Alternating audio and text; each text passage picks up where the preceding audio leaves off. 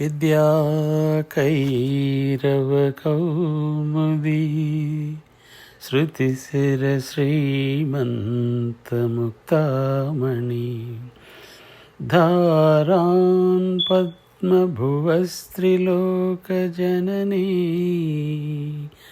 वन्दे गिरां देवताम् यत्पादाभ्यनमस्क्रियाः सुकृतिनां सारस्वतप्रक्रियाः धीजन्यासभुवो